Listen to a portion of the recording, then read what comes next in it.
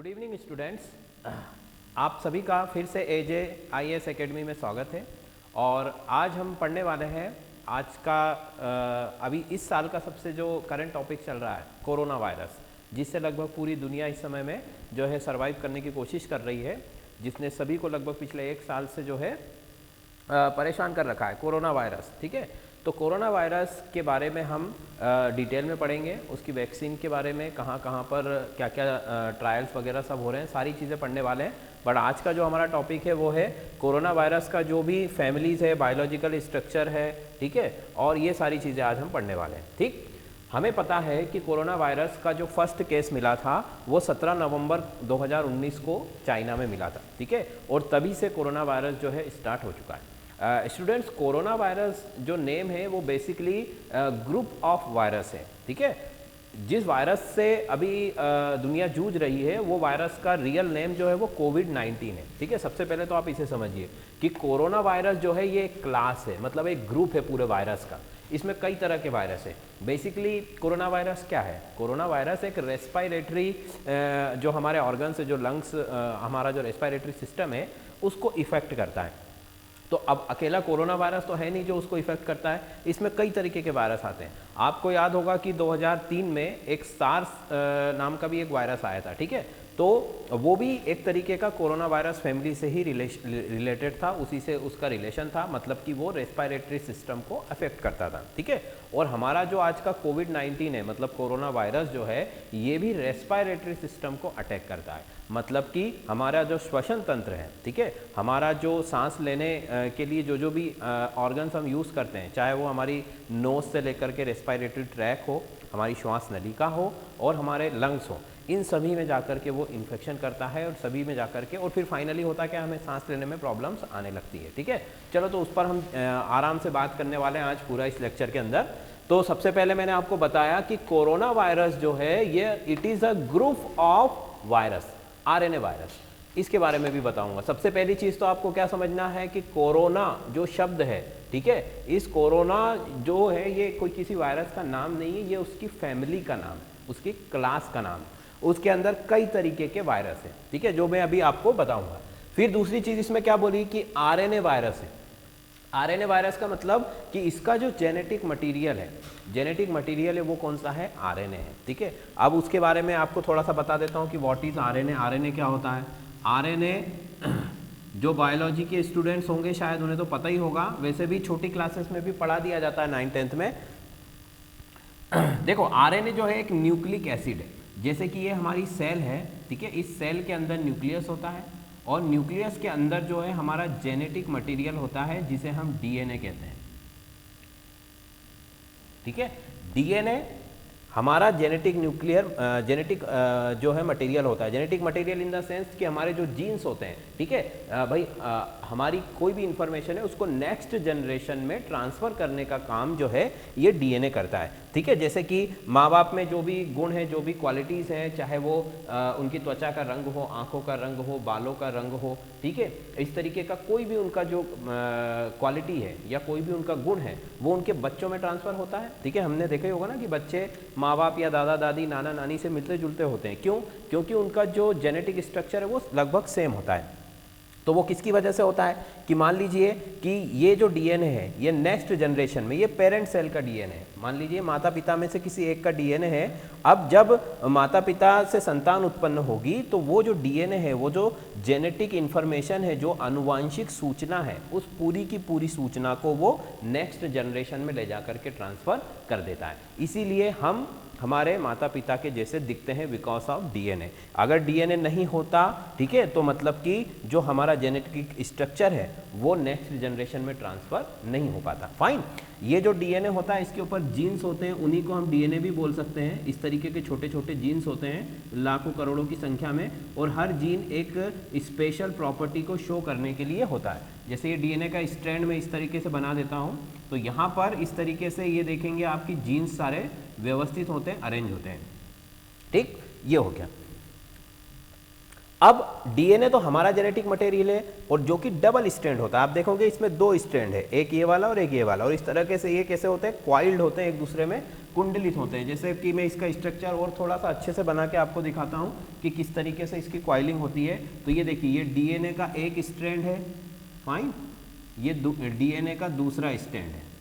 अब ये जो दोनों स्ट्रैंड है ये आपस में बेसेस के थ्रू जुड़े होते हैं, मतलब नाइट्रोजन युक्त क्षारें होती हैं, ठीक है, नाइट्रोजन बेसेस होती है, नाइट्रोजन बेस होती है, क्षारें होती हैं, उनके द्वारा आपस में जुड़े होते हैं, ठीक है। तो ये एक तरीके से कुंडलित होता है और डबल स्ट्रैंडर होता है, इसमें दो स्ट्रैंड होते हैं, दिख रहा है आपको। इसी तरीके से जो है आरएनए भी होता है। आरएनए भी क्या है, ये इसके पास भी जेनेटिक इंफॉर्मेशन होती है, ठीक है, बट ये आरएनए सिंगल स्ट्रैंड होता है। सिंगल स्ट्रैंड का मतलब इसमें केवल एक ही स्ट्रैंड होता है इस तरीके से, दूसरा स्ट्रैंड नहीं होता है। और हमारी सेल में, ह्यूमन सेल में जनरली आरएनए जो है बाहर मिलता है, बाहर मतलब न्यूक्लियस के बाहर। ये पूरा सेल है हमारा, है ना, सेल के अंदर न्यूक्लियस है जिसके अंदर हमारा जेनेटिक मटेरियल है डीएनए, बट ये जो आरएनए है ये जनरली सेल के बाहर मिलता है, ठीक है, ह्यूमन बींग्स में। अब चूंकि जो वायरसेस होते हैं, जो भी वायरस हैं, उन वायरस के अंदर उनका जो जेनेटिक मटेरियल है वो आरएनए ही होता है। जैसे हमारा जेनेटिक मटेरियल डीएनए है, वैसे ही वायरस का जो जेनेटिक मटेरियल है वो आरएनए होता है, मतलब सिंगल स्ट्रैंड आरएनए होता है। और वही उनकी जो जेनेटिक इन्फॉर्मेशन है वही वायरस रेप्लिकेट करता है, मतलब कि उसमें एक तरीके से बोल सकते हैं कि उसकी संख्या में वृद्धि होती है, वो नंबर्स में बढ़ता है। क्यों बढ़ता है? क्योंकि वो अपनी जो जेनेटिक इन्फॉर्मेशन है, जो आनुवंशिक जानकारी है, उसको दूसरी पीढ़ी में, उसकी जो भी आने वाली पीढ़ी है, ठीक है, वायरस, आपने देखा ही होगा कि वायरस का जो लाइफ साइकिल है वो छोटा सा होता है, इसलिए वो फटाफट रेप्लिकेट कर देते हैं। एक कोरोना वायरस का इन्फेक्शन मान लीजिए आज आपको हुआ है, तो थोड़े ही दिन के अंदर उसकी जो संख्या है उसमें बहुत ज़्यादा वृद्धि हो जाती है, क्योंकि वो फटाफट उनमें जो है रेप्लिकेशन होता है, उनमें डिवीज़न होता है और जल्दी से जल्दी उनकी कॉपीज़ बनती जाती है। तो वो कॉपीज़ किसकी वजह से बनती है? आरएनए की वजह से बनती है। वो अपना आरएनए ट्रांसफ़र करते रहते हैं नेक्स्ट जनरेशन में और इसी तरह से उनकी संख्या को बढ़ाते रहते हैं। सेम हमारा जैसे होता है डीएनए, वैसे ही उनका आरएनए होता है। अब देखिए, तो हमने कहा कि ये आरएनए वायरस है। आरएनए वायरस है मतलब इसका जेनेटिक मटेरियल जो है वो कैसा है? आरएनए है, ठीक। आगे चले जरा, उसके स्ट्रक्चर को भी हम डिटेल में पढ़ेंगे, पहले कुछ बेसिक इंफॉर्मेशन उसकी हम ले लेते हैं, ठीक। आगे चलिए, तो इसकी फैमिली के बारे में थोड़ी सी जानकारी दें। अब स्टूडेंट्स, ये जो टॉपिक है ये पूरा साल भर, ये पूरे जो 2020 का साल है, उस पूरे साल में कोरोना वायरस की ही चर्चा रही है हर जगह पर। तो इससे रिलेटेड क्वेश्चन निश्चित रूप से आपके किसी भी तरह का कोई भी एग्जाम हो उसमें पूछे ही जाएंगे, इसलिए इससे छोटी से छोटी और लेटेस्ट जो भी इंफॉर्मेशन है वो आपको सबको पता होनी चाहिए। तो इसीलिए हमने आज ये टॉपिक आपके लिए कवर किया है। तो देखिए, इस वायरस की जो फैमिली है वो कौन सी है? कोरोना विरियडाई। इन फैमिलीज के नाम आपको याद रखना पड़ेंगे। मतलब कहने का कि इस फैमिली के अंदर कोविड-19 जैसे कई सारे वायरस होते हैं, ठीक है। क्लास भी पाइसोनीवायरेट, फाइलम इसका पाइसुवायरिकोटा और किंगडम जो है इसका आर्थोनेविएसा। मतलब कि इसका फाइलम, इसका किंगडम, इसकी फैमिली और इसकी क्लास, ये सब आपको रीड करना पड़ेगी, याद करना पड़ेगी, जो कि एग्जाम के पॉइंट ऑफ व्यू से बहुत इंपॉर्टेंट है, ठीक है।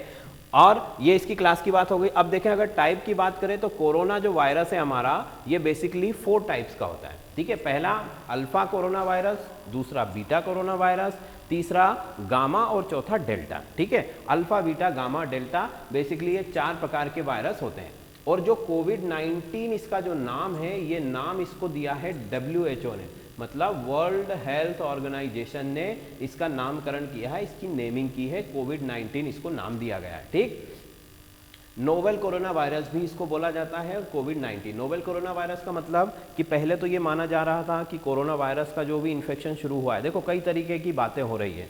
कुछ लोग ये भी कह रहे हैं कि जानबूझकर ये सब किया गया है, ठीक है।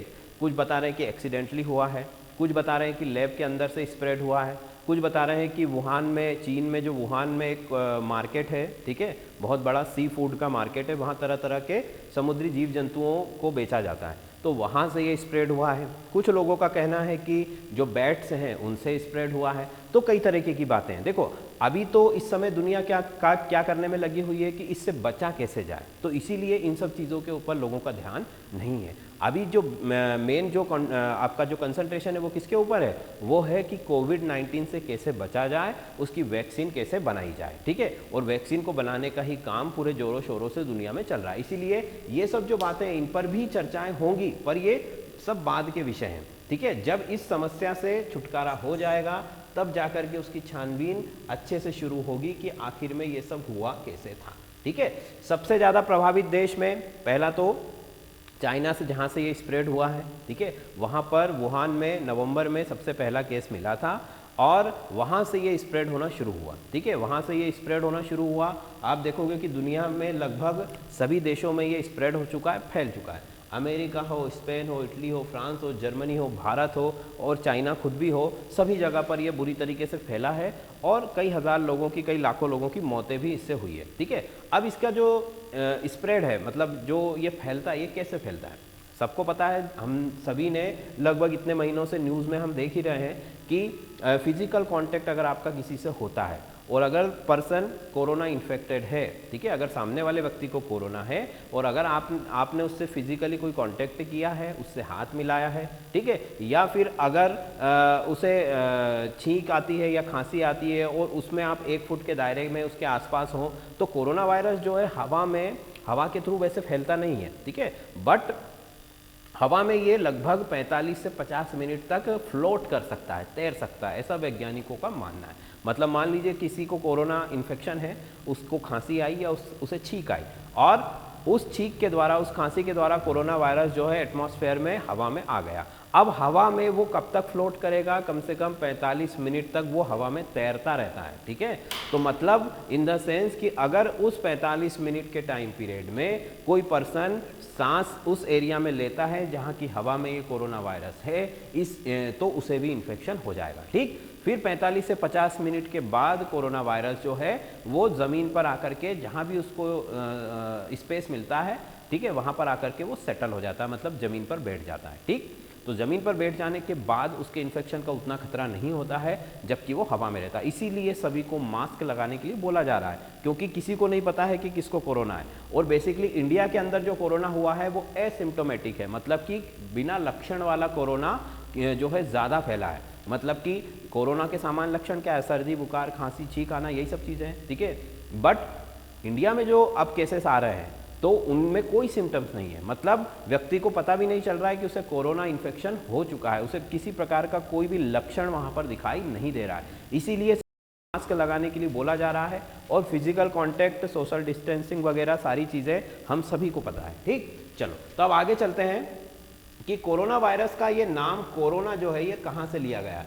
कोरोना का मतलब होता है क्राउन लाइक स्ट्रक्चर, ठीक है। क्राउन, यू नो, क्राउन मतलब मुकुट, जैसे जो पुराने राजा महाराजा पहनते थे मुकुट, तो उस तरीके का मुकुट जैसा, क्राउन जैसा इसका शेप है, ठीक है। अगर इसका हम माइक्रोस्कोप के थ्रू अगर स्ट्रक्चर देखते हैं तो ये इस तरीके के स्पाइक्स उसके ऊपर होते हैं, मतलब कि ये एक तरीके से क्राउन जैसा स्ट्रक्चर होता है, जैसे क्राउन होता है इस तरीके का, ठीक है। किसी राजा का या कोई भी हो, वो इस तरीके के क्राउन पहनते थे पहले, तो वो क्राउन जैसा इसका स्ट्रक्चर है। इसी वजह से इसको बोला गया है कि कोरोना, इसका जो नाम पड़ा है वो इसीलिए पड़ा है, ठीक। अगली चीज देखो कि SARS-CoV-2, सार्स, इसका जो इसकी जो कैटेगरी, मतलब इसका अगर फुल नेम की अगर हम बात करें, मैंने कहा था आपको कि सार्स जो वायरस फैला था ये उसी की फैमिली का है, ठीक है। तो इसके अगर फुल नेम की अगर हम बात करें तो इसका पूरा नाम है SARS-CoV-1।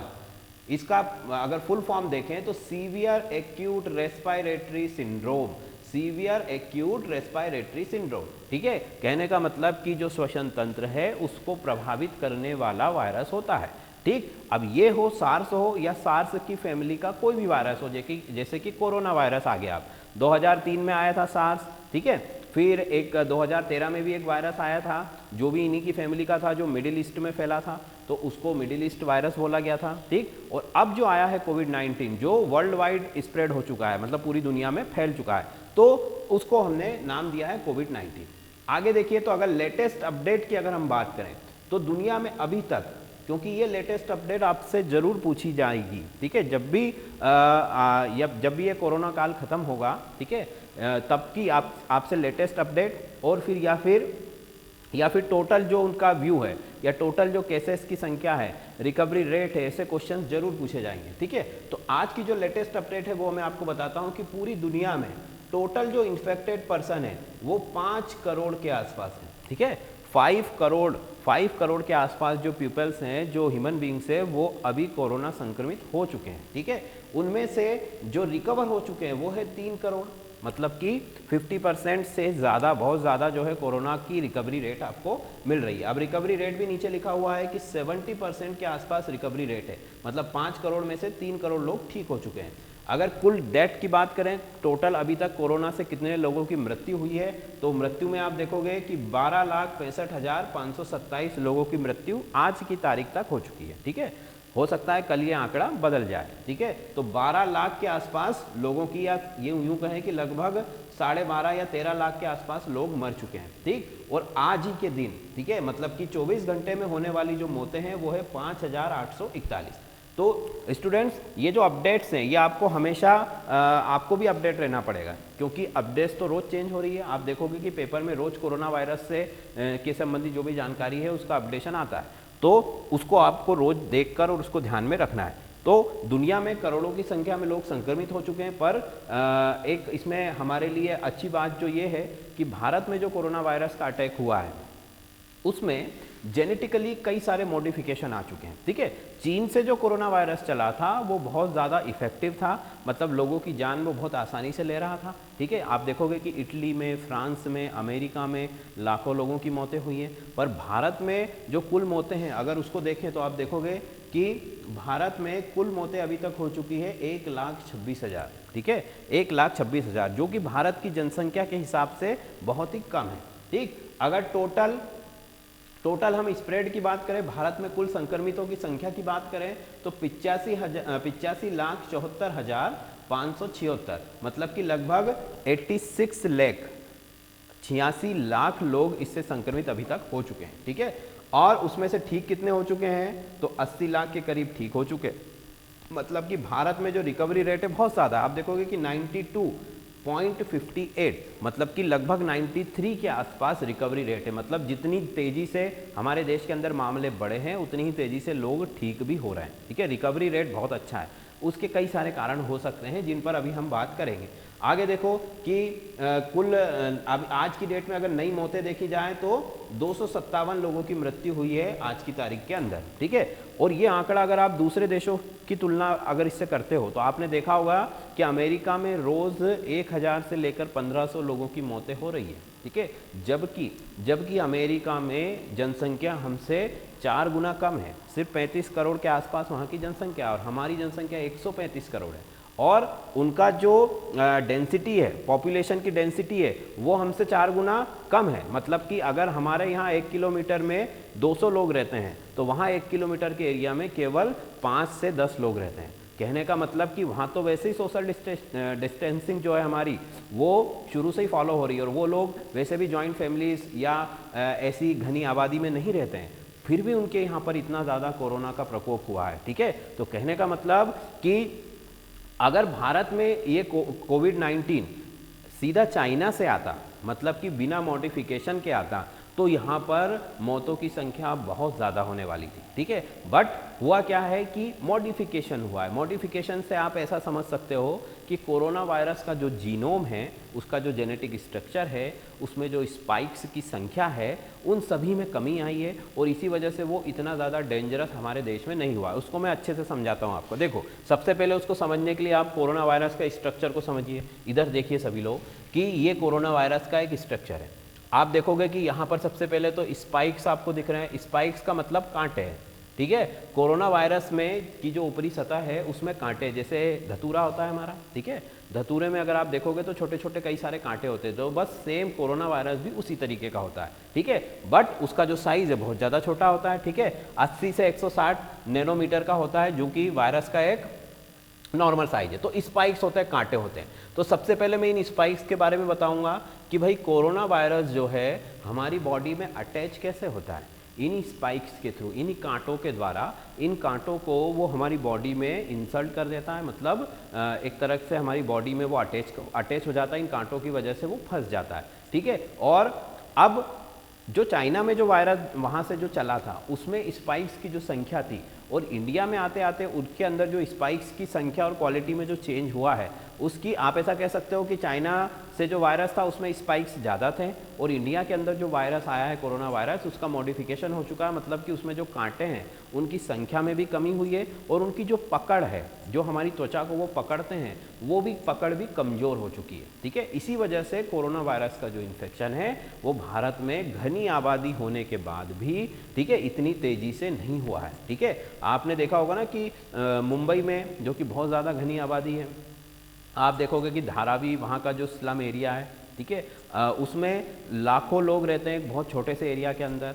अब वहाँ पर भी कोरोना पेशेंट मिला, बट उसके बाद भी कोरोना इन्फेक्शन ने वहाँ पर जो है एक तरीके से विराट रूप नहीं लिया। क्यों? क्योंकि कोरोना वायरस जो है वो वीक हो चुका है। नॉर्मल लैंग्वेज में अगर हम समझे तो उसकी जो पकड़ है वो कमज़ोर हो चुकी है और इसीलिए वो मनुष्य की त्वचा पर आसानी से चिपक नहीं रहा है, ठीक है। और इसीलिए उसके इन्फेक्शन की जो दर है, उसका जो संक्रमण की दर है वो इंडिया के अंदर कम हुई है, पहली चीज़। तो इन स्पाइक्स का काम ही ये है कि हमारी जो ऑर्गन्स है, ठीक है, अब स्किन के अंदर से कोरोना वायरस नहीं जा सकता है, वो बेसिकली आंखों से जा सकता है, बॉडी के अंदर नाक से जा सकता है और मुंह से जा सकता है। इन बेसिकली नाक और मुंह से ही वो अंदर जाता है। तो इन दोनों जगहों से वो अंदर जाता है और हमारे रेस्पिरेटरी ट्रैक में जा करके वो अटैच हो जाता है, मतलब कि वहाँ पर अपने स्पाइक्स को फंसा करके, अपने कांटों को गड़ा करके और वहाँ पर चिपक जाता है, ठीक। तो ये उसके स्पाइक्स है। फिर देखोगे कि इसकी जो आउटर मोस्ट लेयर है या आउटर मोस्ट सबसे बाहरी जो सतह है, एनवेलप प्रोटीन उसको बोला जाता है, ठीक है। एनवेलप का मतलब होता है हिंदी में लिफाफा, ठीक है, मतलब कि एक तरीके से वायरस पूरा उसके अंदर होता है। जैसे एनवेलप में हम कोई भी चीज़ डालते हैं तो वैसे ही पूरा का पूरा जो वायरस है वो उस लिफाफे के, उस एनवेलप के अंदर होता है, इसीलिए उसको बोला जाता है एनवेलप प्रोटीन। देखो वायरस बेसिकली क्या है, वायरस बेसिकली पूरा का पूरा एक प्रोटीन होता है, ठीक है। प्रोटीन है, उसके अंदर आरएनए है जिसमें उसकी जेनेटिक इन्फॉर्मेशन है, बस इतना ही होता है वायरस के अंदर और कुछ भी ज़्यादा नहीं होता है। तो देखोगे आप कि एनवेलप है प्रोटीन। अगला देखो कि ये जो मेम्ब्रेन है इसकी, मतलब एनवेलप मेम्ब्रेन के अंदर वाली मेम्ब्रेन वो भी प्रोटीन से बनी हुई है। फिर ये जो स्पाइक्स हैं ये भी प्रोटीन से बने हुए हैं। आरएनए जो स्ट्रैंड है आपका ये भी प्रोटीन से बना हुआ है। इसका जो आरएनए है ये पॉजिटिवली है, पॉजिटिवली मतलब चार्ज की बात नहीं है यहाँ पर, पॉजिटिव का मतलब ये है कि आसानी से ये रेप्लिकेट हो सकता है, ठीक है। फिर लिपिड की मेम्ब्रेन, सेल मेम्ब्रेन जो है हमारी जैसी सेल मेम्ब्रेन होती है वैसी ही लगभग इसकी भी होती है, ठीक है, कुछ अंतर होते हैं। तो यहाँ पर लिपिड की एक मेम्ब्रेन है और एक आपकी सेल मेम्ब्रेन है इसकी और एक एनवेलप प्रोटीन है जो बाहर है, ठीक। इसका जो साइज है 80 से 160 नैनोमीटर के भीतर होता है, मतलब कोरोना वायरस का जो साइज है वो लिखा हुआ 80 से 160 नैनोमीटर का होता है। अब देखो कि ये जो आरएनए है ये हमारी सेल के अंदर कैसे आता है। भाई देखो सेल में इन्फेक्शन कैसे होता है वो मैं आपको समझाता हूँ। हमारी जो सेल है, ठीक है, ये मान लीजिए हमारी ह्यूमन बीइंग की सेल है, ये सेल है और ये हमारा न्यूक्लियस है, फाइन। ये न्यूक्लियस के अंदर हमारा जेनेटिक मटेरियल है, ये सेल के अंदर पूरा साइटोप्लाज्म है, ठीक है, मतलब कोशिका द्रव्य है सेल के अंदर। अब ये आया कोरोना वायरस, कोरोना वायरस है ये। अब ये कोरोना वायरस कैसे अटैक करता है वो देखिए जरा। कोरोना वायरस फर्स्ट आकर के क्या करता है, हमारी सेल के अंदर, सेल की जो सरफेस होती है, ठीक है, सेल का जो आउटर मोस्ट लेयर होता है, सबसे बाहर की जो सतह होती है उस पर रिसेप्टर्स होते हैं। रिसेप्टर्स का मतलब जो प्रोटीन को पकड़ने का काम करते हैं, ठीक है, प्रोटीन को पकड़ने का या कोई भी आपका फूड मटेरियल आता है, ठीक है, उसको कैप्चर करने का काम करते हैं। भाई जो भी हम भोजन करते हैं, खाना खाते हैं या सेल के लिए कोई भी आवश्यक पदार्थ है, बेसिकली जो प्रोटीन है उसको पकड़ करके सेल के अंदर ले जाने का काम करते हैं ये रिसेप्टर्स, ठीक है। इस रिसेप्टर का नाम है ACE सेकेंड। इसका नाम क्या है? ACE सेकेंड इस रिसेप्टर का नाम है। तो अब ये रिसेप्टर बना तो है प्रोटीन को कैच करने के लिए, प्रोटीन को पकड़ने के लिए, और कोरोना वायरस भी क्या है, एक प्रोटीन ही है। बट कोरोना वायरस के जो स्पाइक्स होते हैं ये इस रिसेप्टर से अटैच हो जाते हैं, ठीक है। तो इसको अगर हम इस तरीके से बनाएं कि ये जो हमारा कोरोना वायरस का जो स्पाइक्स है ये इस तरीके से अटैच हो चुका है अब हमारी सेल के रिसेप्टर से, ठीक है। इसका सबसे पहला काम यही होता है कि ये सेल के रिसेप्टर से क्या हो जाता है, अटैच हो जाता है। फाइन, फिर क्या होता है कि अब इस रिसेप्टर का तो काम है उसको अंदर लाना, तो ये सेल जो है इसको अंदर लेने के लिए, ठीक है, हमारी जो सेल मेम्ब्रेन है उसको इस तरीके से फोल्ड करती है। तो देखो ये किस तरीके का स्ट्रक्चर बनता है कि ये जो सेल है ये अंदर, सेल मेम्ब्रेन इस तरीके से अंदर फोल्ड होती है, ठीक है। ये जो रिसेप्टर है अब ये यहाँ पर है इस तरीके से, और ये वायरस भी इसके साथ जो है अंदर आ चुका है। ये देखिए ये वायरस भी अंदर आ चुका है, और फिर यहाँ से जो मेम्ब्रेन है, सेल मेम्ब्रेन, ये पूरी तरीके से जो है वापस क्लोज हो जाती है। मतलब कि ये जो पूरा आपका सेल मेम्ब्रेन की जो सतह है, ये देखो ये इस तरीके से फोल्ड होते होते ये पूरी एक दूसरे से मिल जाती है, ठीक है। ये देखिए ये इस तरीके से मिल जाती है, और फाइनली यहाँ से ये कट हो जाती है, ये दोनों आपस में अटैच हो जाती है, और पूरी जो कोरोना वायरस है, ठीक है, वो हमारी बॉडी के अंदर आ चुका है। अब बात समझ में आ रही कि कोरोना वायरस अंदर कैसे आया? रिसेप्टर को पकड़ा, रिसेप्टर ने उसको अंदर ले लिया, और सेल मेम्ब्रेन जो है वो दोनों तरफ से अटैच होकर के उसको अंदर ले लिया। अब ये इस तरीके से कोरोना वायरस इसके अंदर आ चुका है सेल के अंदर। फाइन, अब देखो अब क्या होता है, इंसल्ट तो हो गया, पर हमें इससे खतरा कब होगा? जब ये अपनी संख्या में वृद्धि करेगा और कोशिकी जो पदार्थ हैं, सेल के जो ऑर्गन्स हो या सेल की जो भी मेम्ब्रेन्स हो, उनको जब ये नुकसान पहुंचाना शुरू करेगा तब फिर ये हमारे लिए प्रॉब्लम क्रिएट करेगा। अब सेल के अंदर देखिए, सेल के अंदर होता है एक लाइजोसोम। लाइजोसोम जो है, लाइजोसोम एक तरीके का ऐसा ऑर्गन होता है जो हार्मफुल सब्सटेंस को डिस्ट्रॉय करने का काम करता है, ठीक है। सेल के अंदर एक पर्टिकुलर ऑर्गन होता है, एक अंग होता है कोशिका का, जो कि क्या करता है, सेल के कोशिका के अंदर आने वाले हानिकारक पदार्थों को, हार्मफुल सब्सटेंस को किल कर देता है, उनको डाइजेस्ट कर देता है। तो अब लाइसोसोम को पता चला कि सेल के अंदर क्या आ चुका है, वायरस आ चुका है। देन वो क्या करता है कि वो इस वायरस इसके अंदर बहुत सारे एसिड्स होते हैं, तो इन वायरस की जो आउटर मोस्ट लेयर होती है, उस आउटर मोस्ट लेयर को ये तोड़ देता है या उसको डिसॉल्व कर देता है, ठीक है। इस वायरस की जो बाहरी सतह है उसको ये नष्ट कर देता है। लाइसोसोम वायरस की बाहरी सतह को नष्ट कर देता है। तो नष्ट करने से क्या होता है, वायरस को मर जाना चाहिए था, पर ऐसा नहीं होता है। क्यों? क्योंकि जैसे ही वो इसे नष्ट करता है तो यहाँ पर जो वायरस का जो आरएनए है, ठीक है, वो फ्री हो जाता है, और वो आरएनए जो है वो सेल के साइटोप्लाज्म में पहुंच जाता है, ठीक। वायरस की आउटर मोस्ट लेयर डिसॉल्व हो चुकी है। अब सेल का जो आरएनए है, इसको देखिए आप, ये आपको दिख रहा है ऐसा कॉइलिंग जैसा, ठीक है। तो ये जो कॉइलिंग है, ये जो कुंडलाकार जो आपको संरचना दिख रही है, ये संरचना मुक्त हो जाती है कहाँ पर? कोशिका द्रव के अंदर। इसको हम थोड़ा सा ऐसा बना लेते हैं, ये कोशिका द्रव के अंदर मुक्त हो चुकी है। अब ये अपने आप को क्या करना शुरू करती है, रेप्लिकेट करना शुरू करती है, मतलब कि अपनी संख्या एक आरएनए से 2, 2 से 4, इस तरीके से वो अपनी संख्या बढ़ाना शुरू करती है। मतलब कि वायरस में बाहरी सतह को गलाने के बाद, उसको डिसॉल्व करने के बाद वायरस मरता नहीं है, वायरस आगे अपने आप उसका जो आरएनए स्ट्रक्चर है उसके थ्रू वो रेप्लिकेट होता जाता है और अपनी संख्या में वृद्धि करता जाता है। और जब उसकी संख्या में वृद्धि होने लगती है तो फिर क्या होता है कि हमारे जा कहाँ रहा है, लंग्स में, ठीक है। लंग्स का काम क्या होता है? लंग्स में आप देखोगे कि लंग्स में इस तरीके का हमारा जो स्ट्रक्चर है, ठीक है, ये देखिए ये लंग्स है हमारा। अब लंग्स गुब्बारे की तरह फूलता है और फिर बंद होता है, जिससे हवा जो है अंदर बाहर हम सांस ले पाते हैं। तो अगर ये कोरोना वायरस यहाँ पर ग्रोथ कर जाता है, ठीक है, या फिर उसने ट्रेकिया को ब्लॉक कर दिया, तो प्रॉपर हवा जो है अंदर नहीं जा पाएगी, मतलब हमारे लंग्स की कैपेसिटी कम हो जाएगी, या हमें सांस लेने में दिक्कत होने लगेगी, ठीक है। और इसी वजह से फिर कोरोना वायरस मृत्यु का भी कारण बन सकता है, क्योंकि पेशेंट जो है सांस नहीं ले पाता, उसके लंग्स में इन्फेक्शन हो जाता है, जिसकी वजह से वो अंत में अगर उसको प्रॉपर ट्रीटमेंट ना मिले, उसकी इम्यूनिटी अगर बहुत ज़्यादा वीक है, तो वो जो है उसकी मृत्यु भी हो सकती है। तो इस तरीके से कोरोना वायरस काम करता है। फाइन, चलो अब देखो, ये तो बात हो गई कि कोरोना वायरस ने काम कैसे किया। अब हमारा जो शरीर है, हमारी जो बॉडी है, वो उससे लड़ती है।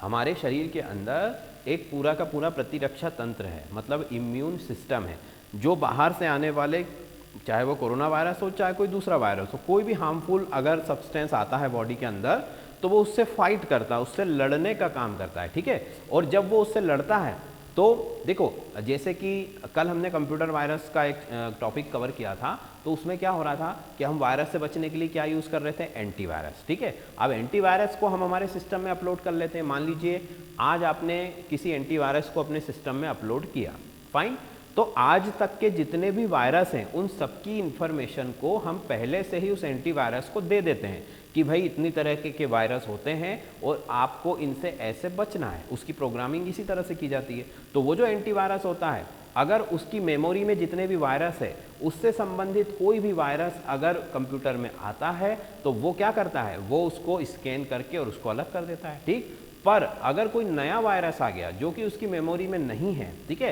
देन क्या होगा कि एंटीवायरस भी उसको पकड़ नहीं पाएगा और हमारा कंप्यूटर सिस्टम जो है वो उससे इन्फेक्ट हो जाएगा। ये चीज़ है। ठीक, तो अब देखो हमारी जो बॉडी है, हमारा जो प्रतिरक्षा तंत्र है, उसके साथ भी ऐसा ही है।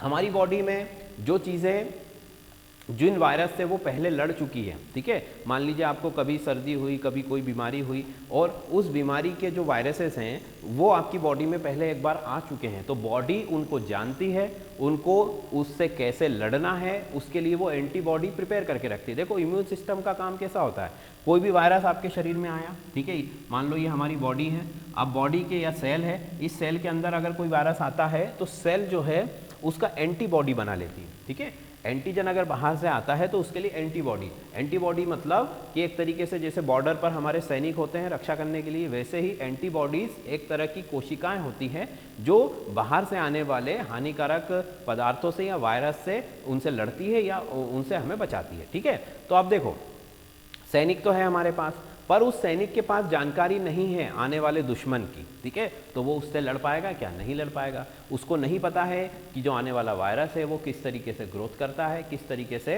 काम करता है और कैसे नुकसान पहुंचाता है। ठीक है, तो वो जानकारी उसके पास अवेलेबल नहीं है क्योंकि कोरोना वायरस नया वायरस है और इसीलिए ये पूरी जानकारी को कलेक्ट करने के लिए बॉडी को 6 से 7 दिन का समय लगता है। ठीक है, बट तब तक जो है इन्फेक्शन हो चुका होता है और इसीलिए कोविड-19 जो है इतना फैल रहा है क्योंकि किसी के भी दुनिया में ये नया वायरस आया हुआ है, इसलिए किसी के भी पास इसका कोई इलाज नहीं है। क्यों? क्योंकि बॉडी के लिए बिल्कुल नया है, बॉडी के पास इसका कोई एंटीजन नहीं है, मतलब एंटीबॉडी नहीं है, सॉरी, ठीक है, मतलब जो उससे लड़ सके, और इसीलिए कोरोना वायरस इतना ज़्यादा फैल रहा है। ठीक है, तो ये उसका बेसिकली जो है स्प्रेड होने का कारण है। अब देखो जो वैक्सीन बन रही है कोरोना वायरस को से लड़ने के लिए या उसको टोटली ख़त्म करने के लिए वैक्सीन बना रहे हैं हमारे साइंटिस्ट लोग। ठीक है, अब वैक्सीन कैसे काम करती है वो देखिए कि कोरोना वायरस की जो वैक्सीन है या किसी भी दूसरे बीमारी की जो भी वैक्सीन होती है उसमें उसी बीमारी के, ठीक है,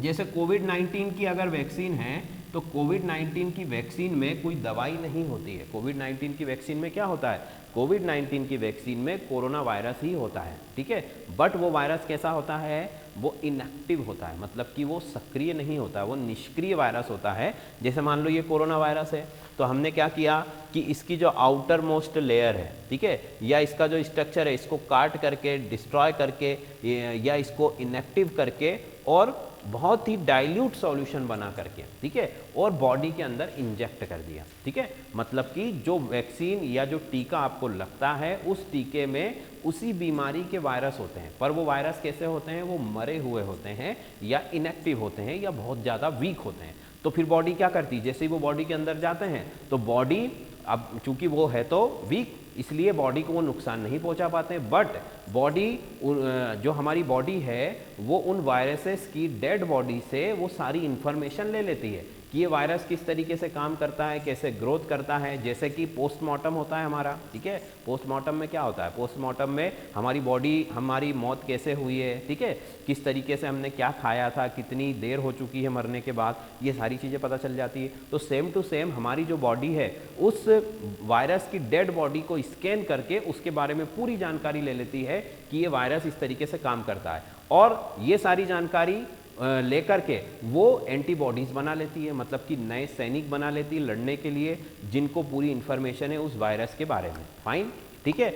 अब अगर फिर वायरस वो आता है, वो वायरस अटैक करता है बॉडी के ऊपर, तो बॉडी पहले से प्रिपेयर है, बॉडी के पास पहले से सोल्जर्स तैयार है, एंटीबॉडीज तैयार है जो उस वायरस के बारे में सब कुछ जानती है, और इसीलिए वो वायरस वहाँ पर अफेक्ट नहीं कर पाता है। तो बेसिकली वैक्सीन का जो प्रोसीजर होता है, वैक्सीन का काम करने का तरीका होता है वो यही होता है। ठीक है, वैक्सीन में जनरली कोई मेडिसिन नहीं होती, वैक्सीन में उसी वायरस के जो है इनएक्टिव पार्ट्स होते हैं जो अंदर जाकर के एंटीबॉडी बना लेते हैं, और उन एंटीबॉडीज लड़ने के लिए वो प्रिपेयर हो जाती है, और जब जब आगे चल के कोई भी वायरस, उस तरीके का वायरस वहां पर आता है तो वो उसको आसानी से किल कर देती है। ठीक है, तो ये कोरोना वायरस की जो वैक्सीन के बारे में जानकारी दी। अब देखिए कि इसको हिस्ट्री की अगर इसकी बात करें तो ह्यूमन कोरोना वायरस सबसे पहले जो है 1960 में, 1960 में जो है सबसे पहले देखा गया था। कोरोना वायरस की जो हिस्ट्री है, सबसे पहले मनुष्य के अंदर कोरोना वायरस जो है 1960 में ऑब्जर्व किया गया था। ठीक,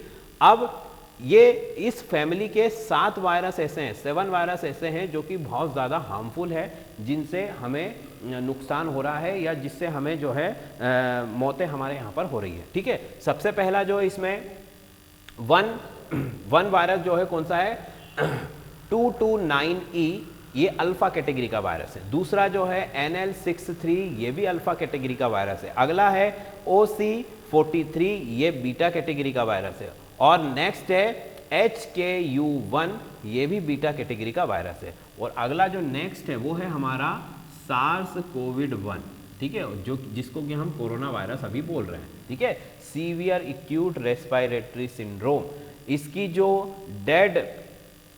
जो डेथ रेशो है, मतलब इस ओवरऑल अगर देखें तो इससे जो मृत्यु हुई है वो 10% के आसपास हुई है। ठीक है, अगला इसी की कैटेगरी का है MERS, मतलब मिडिल ईस्ट रेस्पिरेटरी, ठीक है, सिंड्रोम, जो कि मिडिल ईस्ट में फैला था। मिडिल ईस्ट का मतलब जो मिडिल ईस्ट में जो भी देश हैं, अरब के देश जिनको हम बोलते हैं जनरली, चाहे वो आपका दुबई हो, ठीक है, मिस्र हो, ठीक है, कुवैत हो, इस तरीके के जो भी देश हैं वहाँ पर ये ज़्यादा फैला था। और ये बेसिकली ऊँट से, ठीक है, ऊँट और चिकन से फैला था।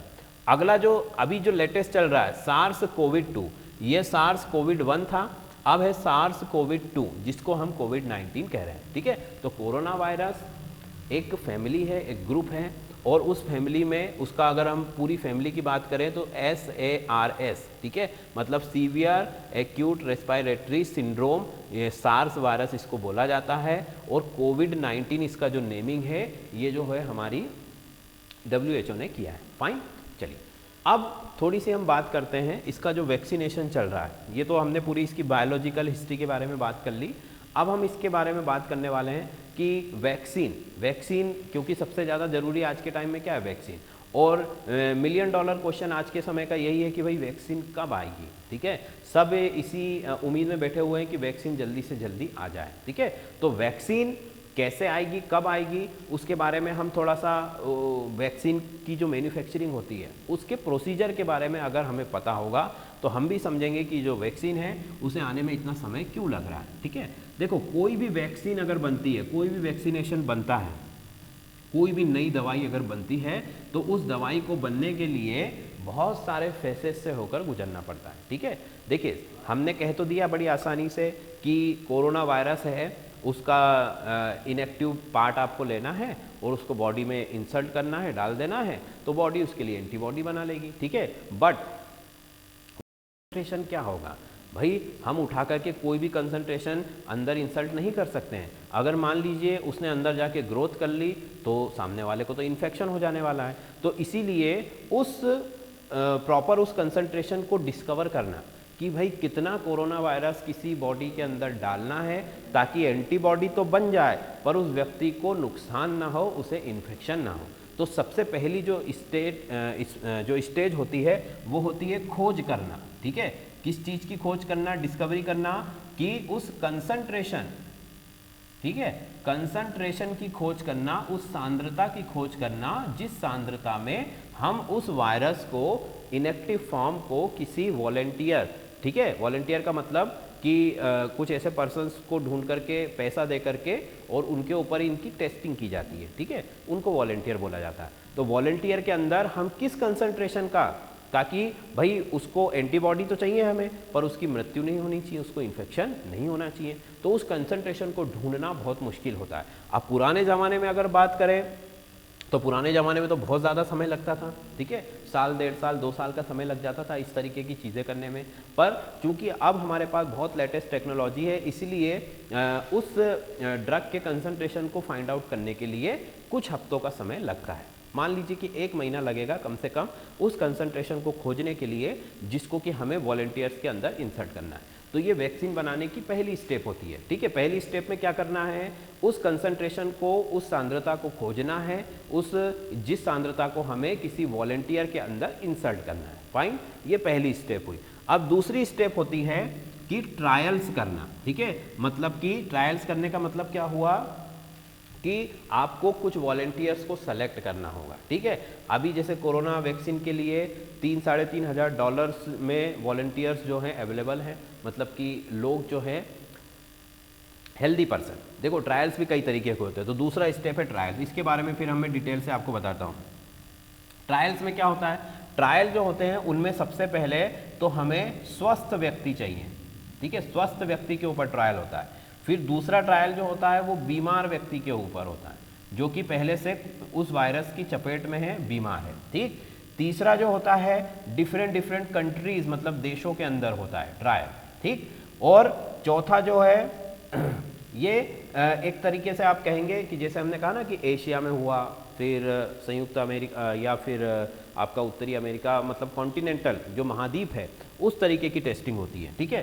तो यहाँ पर आप देखोगे कि कितने ट्रायल्स हो रहे हैं। सबसे पहले तो स्वस्थ व्यक्ति के ऊपर इसका परीक्षण किया जाता है, ठीक है। स्वस्थ व्यक्ति के ऊपर परीक्षण किया। अब यहाँ पर 100 से लेकर के 200 व्यक्ति भी हो सकते हैं, कुछ दर्जन भी हो सकते हैं, ठीक है। मतलब कि मिनिमम जो है 50 से लेकर के 100-200 व्यक्ति तक होते हैं जो कि स्वस्थ होते हैं। उनके ऊपर सबसे पहले वैक्सीन का ट्रायल किया जाता है, ठीक है। फिर उनको अंडर ऑब्जर्वेशन रखा जाता है कम से कम 2 हफ्ते के लिए, ताकि उस जो भी उनके अंदर हमने वैक्सीन लगाई है, ठीक है, उस वैक्सीन का क्या प्रभाव हो रहा है, उसका इफेक्ट क्या हो रहा है, वो अच्छे से काम कर रही है, नहीं कर रही है, ठीक है, ये सारी चीज़ें। फिर उसके बाद वही चीज़ अगर यहाँ पर रिजल्ट अच्छा आता है तो वही चीज़ फिर इफेक्टेड पर्सन के ऊपर होती है। यहाँ पर भी बहुत सारे नंबर्स में इसको कवर किया जाता है। फिर कई देशों के अलग अलग लोगों पर ये इसका जो है प्रयोग किया जाता है, उसी वैक्सीन को ट्रायल किया जाता है। फिर उसके बाद में मैंने कहा कि महाद्वीप अलग अलग, जैसे कि एशिया में कई सारे देश हैं, तो उसमें अलग अलग जगह पर ट्रायल्स होंगे। तो ये कुल मिलाकर के ये जो पूरा प्रोसेस होता है ये कई सालों का होता है। और फिर इसके बाद सबसे जो बड़ा जो प्रोसीजर है वो क्या है, मैन्युफैक्चरिंग। भाई दुनिया में कितने लोग हैं, और अब तो जो वैक्सीन जो भी बनती है वो तो सभी को लगती है, चाहे व्यक्ति स्वस्थ हो चाहे बीमार हो। जैसे पोलियो की ड्रॉप्स है वो तो सभी बच्चों को पिलाई जाती है, भले ही उसमें पोलियो का इन्फेक्शन हो या ना हो, ठीक है। तो कहने का मतलब कि 750 करोड़ लोग इस दुनिया में हैं, उन सभी को वैक्सीन लगानी है। मतलब मैन्युफैक्चरिंग कैपेसिटी साल, 1.5 साल, 2 साल तो बनाने में ही लग जाएगा, ठीक है। फिर उसका डिस्ट्रीब्यूशन भी करना है, मार्केट में भी लेके आना है, सभी को अवेलेबल भी कराना है। तो कुल मिलाकर के वैक्सीन बनाने का जो प्रोसेस है वो बहुत ही बड़ा होता है, और इसीलिए वैक्सीन बनाने में इतना ज़्यादा टाइम कंज्यूम हो रहा है। फाइन, तो स्टूडेंट्स इसके बारे में मैं आपको वैक्सीन कौन कौन सी कंपनीज बना रही हैं इस समय में, ठीक है। उसके बाद में लेटेस्ट अभी अगर हम देखें तो कुल मिला के 115 कंपनी जो है उन्होंने एप्लीकेशन डाल रखे हैं वैक्सीन बनाने के लिए, ठीक है। उसमें से जो 5 कंपनीज हैं उनका जो वैक्सीन है उनका जो परफॉर्मेंस है वो सबसे अच्छा है। फिर WHO का क्या इन्वॉल्वमेंट होता है इन सभी के अंदर, ठीक है। हमारे देश में कौन कौन सी कंपनियां इस तरीके की वैक्सीन बना रही है और कितना क्या काम चल रहा है, अमेरिका हो, ब्रिटेन हो, इस तरीके की सभी जानकारी के ऊपर मैं आपके लिए कल फिर से इसका एक और वैक्सीनेशन और वर्ल्ड वाइड जो भी काम हो रहा है वैक्सीन बनाने के लिए और कोरोना से रिलेटेड WHO का क्या इन्वॉल्वमेंट है, ये सारी जानकारियाँ, ये थोड़ा सा लेंदी आपका हो जाएगा, इसलिए हम इसको कल एक और वीडियो बना करके उसमें कवर करेंगे, ठीक है। अभी तो बेसिकली हमने क्या बात करी है, कोरोना वायरस की फैमिली के बारे में बात करी है, उसके स्ट्रक्चर के बारे में बात करी है, वो किस तरीके से हमारी बॉडी में आता है, कैसे काम करता है, कैसे ग्रोथ करता है, उसके बारे में बात करी है, और कुछ लेटेस्ट अपडेट मैंने आपको दिए हैं, ठीक है। तो लेटेस्ट अपडेट तो स्टूडेंट्स हर दिन चेंज होंगे, ठीक है, बट ये कुछ ऐसी चीज़ें हैं जो चेंज नहीं होने वाली है, तो इनको आप बहुत अच्छे से याद रखें, क्योंकि फैमिली जो है उसकी कहाँ से वो आता है और किस प्रकार का होता है, उसकी संरचना कैसी होती है, इन सभी को आप अच्छे से ध्यान में रखिए, और इससे संबंधित क्वेश्चन निश्चित रूप से 100% 100% पूछे ही जाएंगे, ठीक है। और वैक्सीनेशन और उससे रिलेटेड जो भी जानकारी है वो हम कल के लेक्चर में डिस्कस करेंगे। Okay, thank you.